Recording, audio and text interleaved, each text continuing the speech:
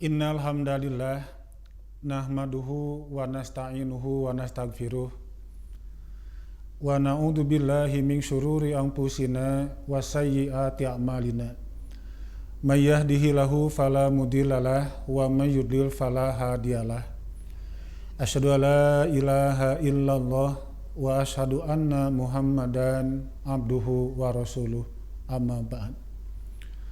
Para pemirsa yang saya hormati dan yang Allah muliakan, alhamdulillah pada saat ini kita bisa bermuajahah di udara untuk mengikuti kajian yang diselenggarakan oleh mahasiswi Taipei.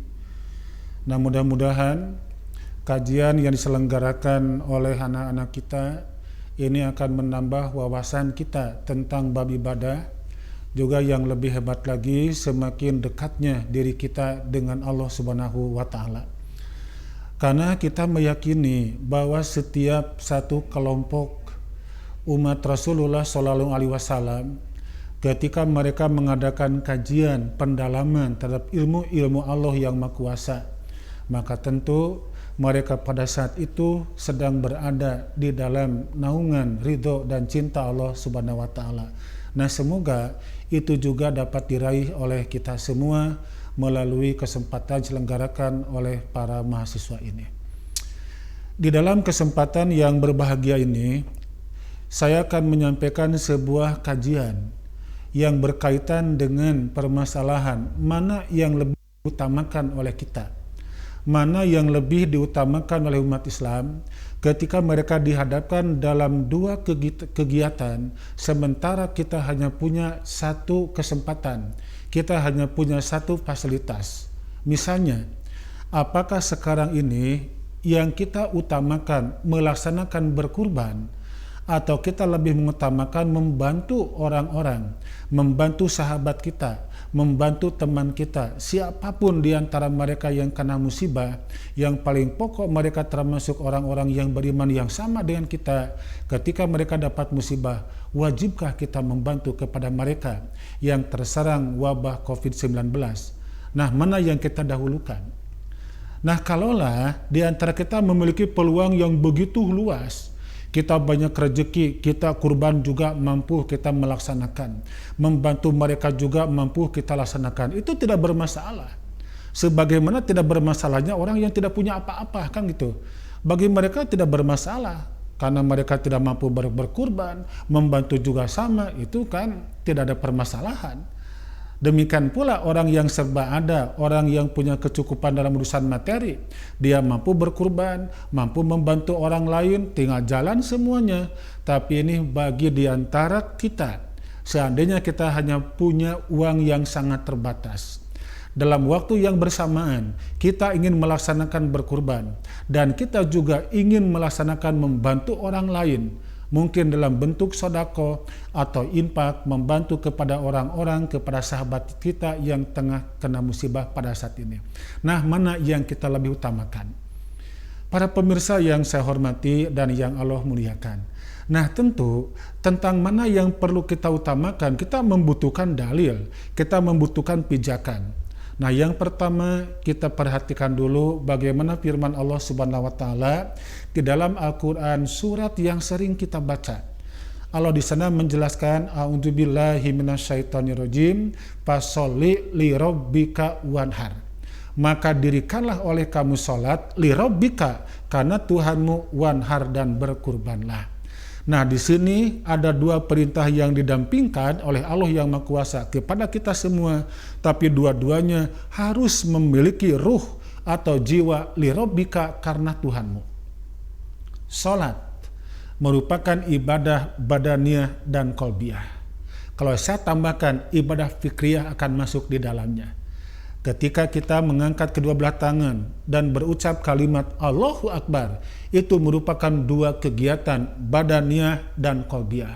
Maka pikiran kita juga harus memahamkan kepada apa yang dikerjakan oleh mulut kita, yang dibunyikan oleh bibir kita, yang dibisikkan oleh hati kita. Maka otak kita harus mampu memahami apapun yang dikerjakan oleh dua unsur yang tadi. Allahu Akbar. Dan sampai berikutnya. lirobika karena Tuhanmu, wanhar dan berkurbanlah. Maka kurban disebutnya ibadah yang bersifat maliyah. Salat, ibadah kolbiyah, ibadah badaniyah, ibadah fikriyah, kemudian berkurban termasuk ibadah maliyah. Fasholli lirabbika wanhar. Nah, kalau kita melihat di dalam hadis Rasulullah SAW, Nabi memberikan salah satu pernyataan sebagaimana dicatat oleh salah seorang ulama yang bernama Ibnu Majah. Rasul menyabdakan, man kana lausah walam yudhohi fala yakrobana musallana, kata beliau. Man kana lausah, barang siapa yang mempunyai kemampuan, walam yudhohi, namun ternyata dia tidak berkurban, fala yakrobana musallana, maka janganlah dia mendekati tempat sholat kami. Ini merupakan ancaman yang Nabi berikan kepada kita semua, khususnya orang yang punya kemampuan namun ternyata dia tidak berusaha untuk berkurban di jalan Allah yang Maha Kuasa. Nah, tentu kurban di sini bukan dalam pendekatan secara bahasa, tapi kurban dalam arti implementasinya, dalam arti pelaksanaannya. Karena secara bahasa kurban dari kalimat qaruba yakrubu kurbanan yang berarti mendekatkan diri. Membaca Quran merupakan bagian dari kurban. Sedekah juga merupakan bagian dari kurban. Salat tahajud juga merupakan bagian dari kurban. Nah, maka singkatnya seluruh ibadah, seluruh kebaikan yang kita laksanakan itu merupakan kurban dari kita kepada Allah yang Maha Kuasa. Itulah mana kurban secara general, kurban secara pendekatan bahasa. Tapi kurban dalam wilayah terminologisnya, dalam wilayah praktiknya, ternyata bukan sholat, bukan saum, bukan zakat, bukan bersedekah, melainkan mengeluarkan sebagian harta yang kita miliki dalam wujud hewan yang disyariatkan, mungkin kambing yang sejenisnya atau sapi dan yang sejenisnya. Nah, maka Nabi memberikan salah satu ancaman, man kana lau sa'a walam yudhohi fala yakrobana musallana. Barang siapa yang punya kemampuan namun dia tidak berkurban, maka janganlah dia mendekati tempat salat kami. Berarti Nabi mengutuk kepada umat Islam yang punya kemampuan namun dia tidak berkurban. Wajibkah dia? Wajibkah melaksanakan berkurban? Ya, kalau kita melihat ayat yang tadi kan Allah berfirman, fasholli lirabbika wanhar. Dirikanlah salat karena Tuhanmu dan berkurbanlah. Terus hadis yang barusan, kendatipun para ulama hadis memberikan beberapa komentar bahwa hadis yang barusan saya sampaikan itu tidak termasuk hadis yang sahih, tapi dia termasuk hadis yang bermasalah. Nah, kita lihat riwayat yang lainnya. Muhammad bin Sirin bertanya kepada gurunya yang bernama Abdullah bin Umar tentang hukum berkurban. Ibnu Umar memberikan jawaban ketika beliau ditanya, "Wajibun hiya?" Apakah diwajibkan untuk berkurban? Ibnu Umar memberikan jawaban tidak dengan kalimat wajib, tidak dengan kalimat sunat, karena kalau dia dijawab dengan kalimat sunat, tentu orang akan berpikir, akan berkesimpulan, dah hukumnya sunat, saya tidak akan berkurban, karena sunat pendefinisiannya adalah dikerjakan mendapat pahala, ditinggalkan tidak apa-apa. Karena sunat, karena itu kurban merupakan hukumnya yang sunat, maka saya tidak akan melaksanakan berkurban. Maka Ibnu Umar memberikan jawabannya tidak dengan kata-kata sunat, tidak dengan kata-kata wajib, tapi dia memberikan jawaban doha Rasulullah SAW. Rasulullah melaksanakan berkurban, demikian pula para sahabat dan umat Islam pun mereka melaksanakan berkurban. Maka logikanya, kalau Anda tidak berkurban, Anda mengikuti siapa? Anda berkiblat kepada siapa? Semata Rasulullah, kemudian para sahabat dan umat Islam, mereka melaksanakan berkurban. Sekarang Anda tidak akan berkurban, maka Anda akan ikut dengan siapa? Anda berpola dengan kepada siapa? Para pemirsa yang saya hormati dan yang Allah muliakan. Dari beberapa keterangan yang tadi, maka dapat disimpulkan betapa pentingnya kita melaksanakan penyembelihan hewan kurban. Sampai Nabi memberikan penjelasan yang tadi bahwa bagi orang yang punya kemampuan namun dia tidak berkurban, maka janganlah dia mendekati tempat salat kami. Ibnu Umar mengatakan ketika dia ditanya tentang hukum kurban, maka dia memberikan jawaban, Rasul, para sahabat dan umat Islam yang lainnya mereka melaksanakan berkurban. Sekarang yang keduanya tentang membantu orang lain dalam kondisi seperti ini. Apakah kurban yang mesti kita utamakan, membantu orang kita abaikan? Atau terbalik, membantu orang kita utamakan, membantu orang kita kedepankan, kurban kita abaikan? Nah, kita bandingkan sekarang. Di dalam Al-Quran, ya, Allah berfirman di dalam Al-Maidah ayat yang ke-32. Di sana Allah menjelaskan, A'udzubillahi minasyaitonirrajim. Wa man ahyaha faka'annama ahyan nas jami'an. Maka barang siapa yang menghidupkan, barang siapa yang mensejahterakan satu manusia, satu jiwa, faka'annama ahyan nasa jami'an, maka seakan-akan dia telah mensejahterakan, menghidupkan seluruh manusia. Maka ini dalil secara khususnya ditujukan kepada Bani Israel, tapi secara umumnya ini pun berlaku bagi setiap orang di antara kita. Nah, maka dapat disimpulkan, membantu orang dalam kondisi seperti sekarang ini, itu merupakan sebuah kewajiban yang tidak bisa ditawar-tawar lagi. Selama kita punya kemampuan, kita punya dalam diri kita, maka berikanlah untuk membantu mungkin tetangga kita, mungkin sahabat kita yang mereka sekarang lagi melaksanakan isolasi mandiri, mereka tidak bisa bekerja, mereka tidak bisa mencari makanan. Kita merupakan tetangganya, maka bantulah orang yang bersangkutan. Kalaulah kita punya rezeki, kita bisa berkurban, kita bisa membantu mereka, itu bukan merupakan hal masalah yang berat buat kita. Tapi masalah di sini adalah orang yang rezeki pas-pasan. Kalau dia berkurban, mungkin dia tidak bisa membantu tetangganya. Dia membantu tetangganya, dia tidak bisa berkurban. Nah, kita pilih yang mana? Nah, kita sekarang tentukan. Dalam arti, kurban itu merupakan waktu yang terikat. Merupakan kegiatan ibadah yang terikat ruang dan waktunya. Kita tidak bisa berkurban pada tanggal 15 bulan Zulhijjah, apalagi bulan Muharram. Tidak mungkin kita bisa berkurban. Kurban itu hanya punya waktu yang begitu singkatnya, tanggal 10, tanggal 11, tanggal 12, dan tanggal 13. Berarti hanya ada 4 hari.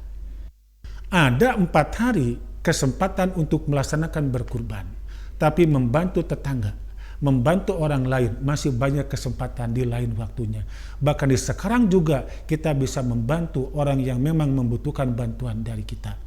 Nah, maka pada hakikatnya ketika dimunculkan dan dihadapan dua permasalahan, mana yang kita utamakan, apakah berkurban atau membantu orang, atau kita berinfak dan bersodakoh untuk membantu orang-orang yang kena musibah wabah penyakit atau COVID-19. Nah, maka alhasil di beberapa penjelasan yang tadi, kurban merupakan suatu perintah Allah kepada kita semua dengan waktu yang terbatas. Membantu orang lain juga merupakan kewajiban dari Allah kepada kita semua, sampai Nabi memberikan salah satu rangsangan kepada kita semua. Wallahu fi aunil abdi ma kana abdu fi auni akhihi. Dan Allah, kata Rasulullah, selamanya akan menolong seorang hamba selama hamba tersebut menolong saudaranya. Kalau kita, Pak, Bu, ya, kalau kita menolong sahabat kita, kita membantu sahabat kita, kita membantu teman kita, berarti sahabat kita dan teman kita dapat bantuan dari kita. Sementara kita yang membantu kepada mereka langsung dapat bantuan dari Allah yang Maha Kuasa. Nah, oleh karena itu, jangan kita berpikir, udah sekarang masakan berkurban dulu akan mengabaikan orang lain. Jangan kita berpikir, saya akan membantu sahabat, saya akan mengabaikan berkurban. Itu merupakan pola pikir yang kurang cerdas seperti itu. Pola pikir yang cerdas adalah ketika dihadapkan apakah kurban dulu atau membantu orang lain dalam bentuk infak dan sedekah, maka jalani dua-duanya kita. menurut kemampuan kita masing-masing. Dalam pengertian utamakan berkurban, kemudian ikuti bersedekah, berinfak, membantu orang lain dengan nilai sesuai dengan kemampuan kita masing-masing. Kalau berkurban tentu ada batasannya, ada patokannya, nilai dan waktu. Di atas tanggal 15 Dzulhijjah maka kurban tidak bisa dilaksanakan lagi. Tapi membantu orang lain, bersedekah, berinfak kapanpun bisa dilaksanakan. Nah, maka alhasil kepada para pemirsa semuanya, mudah-mudahan Allah senantiasa memberikan kepada kita semua peluang untuk melaksanakan berkurban dan membantu kerabat kita, membantu sahabat kita, membantu teman kita, siapapun orang yang dekat dengan kita ketika mereka dapat musibah. Bantulah mereka menurut kemampuan kita masing-masing dengan tidak mengabaikan perintah dari Allah untuk melaksanakan berkurban, karena sekarang merupakan waktu yang paling pas untuk melaksanakan kurban. Itu saja yang dapat saya sampaikan sekaitan dengan bab dua permasalahan antara kurban dan sedekah, mana yang diutamakan, itulah yang bisa saya sampaikan. Nah, mudah-mudahan dari bahasan yang tadi bisa memberikan pencerahan kepada kita mana yang perlu kita utamakan. Ternyata dua-duanya pun itu merupakan ibadah atau merupakan amalan yang paling mulia di hadapan Allah Subhanahu wa taala. Nah, semoga Allah senantiasa memberikan kepada kita rezeki yang mudah dan rezeki yang sangat halal dan rezeki yang penuh dengan barokah di hadapan Allah Subhanahu wa taala. Aqulu qouli hadza wasbuli walakum rabbana hablana min azwajina wa dzurriyyatina qurrata a'yun waj'alna lil muttaqina imama. Allahumma anfa'na bima 'allamtana wa 'allimna ma yanfa'una wa zidna ilma. Rabbana atina fid dunya hasanah wa fil akhirati hasanah wa qina adzabannar. Wassalamualaikum warahmatullahi wabarakatuh.